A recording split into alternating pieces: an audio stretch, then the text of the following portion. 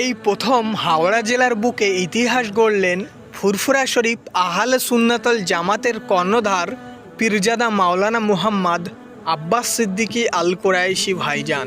গতকাল হাওড়া জেলা পাঁচলা থানার অন্তর্গত বেলডুবি গ্রামে একটি ইসলামিক জলসার মাহফিলে উপস্থিত হয়েছিলেন ফুরফুরা দরবার শরীফের পীরজাদা মাওলানা মুহাম্মদ আব্বাস সিদ্দিকী ভাইজান। উক্ত মাহফিলে ধর্মপ্রাণ মানুষদের ভিড় ছিল চোখে পড়ার মতো।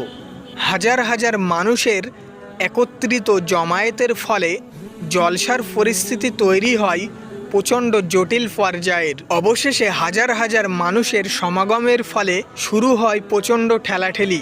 এর ফলে মাত্র 13 মিনিটের মাথায় এই প্রথমবার জলসা শেষ করতে বাধ্য হলেন ফুরফুরা শরীফ আহলে সুন্নাতুল জামাতের কর্ণধার পীরজাদা মাওলানা মুহাম্মদ আব্বাস সিদ্দিকী ভাইজান।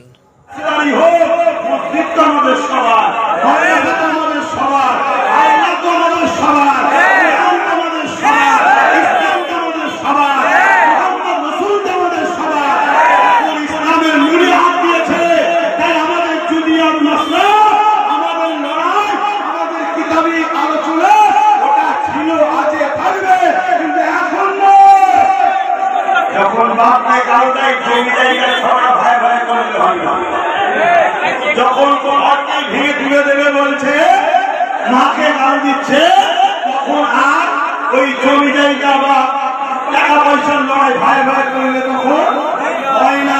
উদাহরণ দিচ্ছি, এখন